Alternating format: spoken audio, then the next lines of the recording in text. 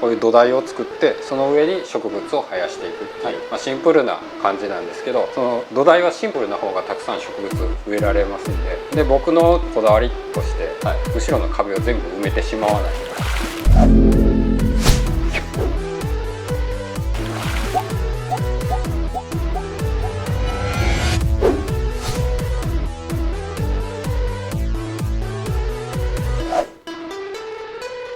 はい、スタジオバリアビリスです。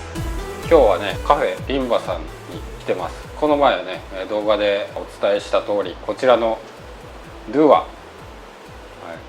ドゥアの水槽をリンバさんに用意していただいたので、こちらの方を今日はレイアウトしていきます。パルダリウム作ります。こういうふうに植物もいくつか素材として持ってきました。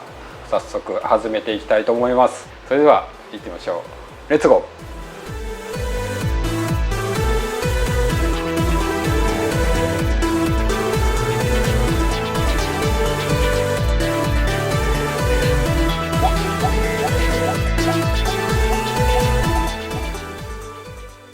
ということで今日はね、リンバさんのオーナーさんって言ったらいいんですかね。一緒に撮影に協力していただけるということでよろしくお願いします。よろしくお願いします。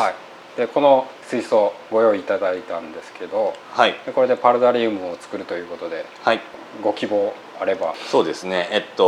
アクアリウム店一緒に行ったじゃないですか。そこでもパルダリウムありましたね。あって、ずっと言ってたじゃないですか。この水槽いいなって。なんでルアー用意したんで。なるほど。で一般的にこうもうちょっと賑やかというか、いろんな植物植わってますっていう感じの。なるほど。タイプとしては寄せ植えっていう感じですね。寄せ植えっていうんですかね。なんかこうね、ちょっとそのままプレゼントしても様になるよっていう感じの、そんな感じのものを作ってほしいなと。なるほど。なるほどね。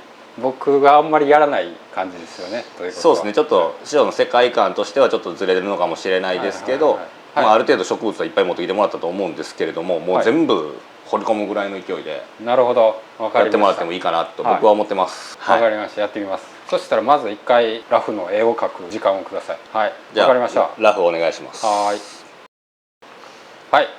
ということでラフ描きました。レイアウトの構図としては三角構図って言いまして、こういう三角形の土を持ってこういう土台を作ってその上に植物を生やしていくっていう、シンプルな感じなんですけど、その土台はシンプルな方がたくさん植物植えられますんで、僕のこだわりとして後ろの壁を全部埋めてしまわない、抜け感があった方が空間演出としてはそっちの方がいいと思うので、僕らからしたらやっぱ壁にこう植物いっぱいついてるっていう印象がパルダリウムっていうイメージがあるんですけど、それはそれでね、そうですね、なんか水槽の中でやってもみたいなところもありますもんね。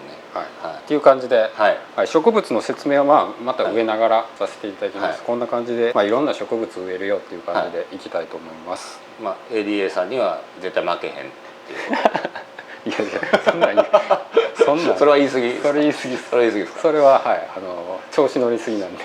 僕はそんな言えないです。いつか認めてもらえたらいいなというそうですね。認めてもらえたら、いつかは超えてやろうかなっていう今のカットでピー入れます。ピー入れたらややこしい。ややこしいです。ということで早速始めたいと思います。それではよろしくお願いします。よろしくお願いします。そしたら早速まずはね、基本の土台となる土を持っていきます。大事なのが最初に壁土を使ってほしいんですよ。低床の土を張る前に壁土を作ることによって水を入れた時にその下から水を吸い上げてくれるんで、まずは壁土を使ってレイアウトしていきます。この前壁土を調合するっていう動画で、紹介した土です。これを今回使っていきます。こんな感じです。いい感じに日にちが経ってるんで熟成してると思います。さてこっちが正面なんですよね。こっち正面なんで僕は逆に作らないといけないですね。ラフに対して。そうですね。なんか質問等あれば質問等あれば喋りながらでもやりますよ。土の質問は特にないですね。ある程度想像しながらやらんとね、植物植えるスペースなくなったらそれこそもうそうですね。今日ちょっと珍しいというかホマロメナ使おうと思うんですけど、結構大きくなるホマロメナなんで、大きくなった時も考えてこの壁土つけてやらんと、いっぱい植物植えたはいいけどもうぎゅうぎゅうで植物もガラスに当たってますみたいな、なるとかっこ悪いんで、そのあたりも考えながらですね、バランスを。そうです。まあじゃあ賑やかなってことですね。色味的にも賑やかになります？なると思います。かなり派手になると思います。もうでも大体あれですか、その今展示販売ブースの植物と似たようなものを植えていくって感じですかね。そうですね、はい。やっぱりグリーン植物って言ってもいろいろあるんですよ。大きくなるのとか、ベゴニアでももう超巨大化して一つの葉っぱが僕の顔よりでかくなったりするやつもあるんですよ。そんなん入れても仕方ないじゃないですか。やっぱりそういうのを考えて、僕は一応ね、その販売する植物もパルダリウムに向いた、パルダリウムで使えるおすすめの植物っていうことで、どっちかというと僕は珍しいっていう植物より扱いやすい、で見た目も可愛いとか綺麗とかかっこいいとか、そういう植物を選んでね、どうしてもレアな方がいいっていう評価されるみたいなのがあるんで、グリーン植物の世界とかそういうコレクターにとってはね。やっぱそういう高いのもあるんですか？あります。高いっていうかレアなやつ、今日もイコール高いですよね。今日も実は一株だけそれ使わせてもらおうかなと思ってます。マジですか？僕そのまま引っこ抜いて販売するかもしれないです。やめてください。いやでもそのせっかくね買いに来てもらって、でバカ高くて買えへんわみたいななってもね、あれなんで、やっぱり売りに植物としてですよ、お手頃な価格の植物を揃えてるんで、そういう高級なやつとかは使わないようにはしたい。でもあれですよね、こうやって販売用のに何個か並べてもらってる中で、見とって、色味が全然またねそれぞれで違いますよね。そうですね、やっぱり面白いですよね。アクアリウムの水草と比べると、その表現、植物の特徴としては違いが分かりやすいですね、種類ごとに。なるほど。特にウリン植物のベゴニアなんかは分かりやすいですね。葉っぱの形も違えば、模様も違うんで。パルダリウムってどっちかというとそういう植物がメインなんで、魚はいないからね、どうしても、鮮やかなものが植物でしか入れれないってことですね。ちょっとイメージとしてはここまで土持ち上げなあかんわ。落ちてこないんですか？それをそうやって。落ちてこないです。それが僕が調合したこの土の魅力なんですよ。近所の公園で取ってきた砂入れて。違いますよ。大阪天満宮の砂入れて。ちょっとかさ増しのため。学問の神様の力を得て。しないしないです。土台作ってる時はほんまにあれですよ、粘土遊びって感じ。粘土遊びですね。こうかな。なんすか、穴開けてるのはわざとなんですか？後からここに土を入れようかなと思ってて、そこに植えていくみたいな。そうですそうです。なるほどね。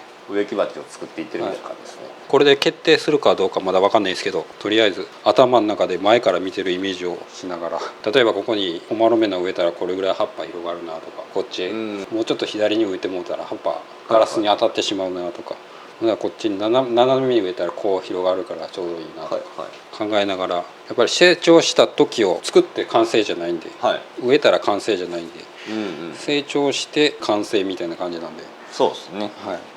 レイアウトが終わった時点ではなんか地味に見えちゃうっていうのは、育てる楽しみって言ったらいいですか、そういうのがあった方がいいと思います。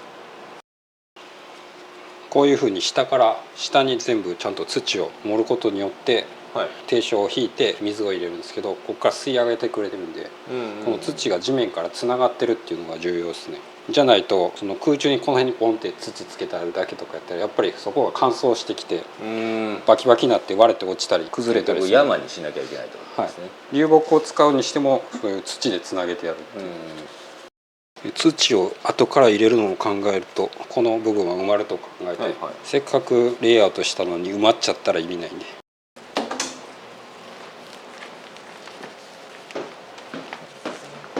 こんな感じかな。土台はとりあえずあとは植えるところにある程度穴開けときます。こういう感じで穴をね開けて、ここに土を入れていく感じです。そしたらこれで一旦基礎は完成ですので、一回ガラスについた汚れを拭き取ります。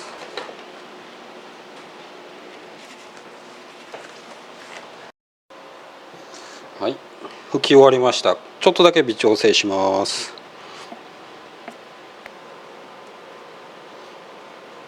はい、こんな感じでできました。あんまりね上まで積み上げて上に行けば行くほど基本的に乾燥しますんで、あまり上すぎるのも良くないと思います。はい、はい、では、下の土を入れていきます。赤玉土と桐生砂っていう、はい、桐生砂若干酸性の強いやつなんで、これは使わせてください。お願いします。めっちゃ下から。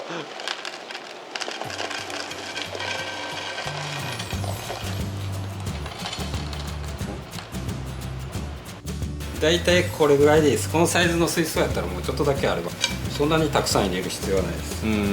これ結構明るい色に見ますけど、水かけると結構濃い茶色になります。こんな感じですね。